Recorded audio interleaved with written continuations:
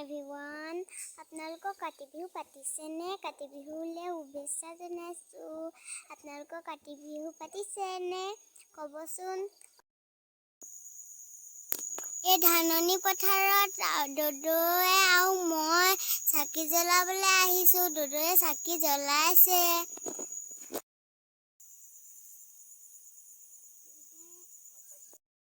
পথাৰখন চাওকচোন, ইমান সেউজীয়া হৈ আছে, ধুনীয়া।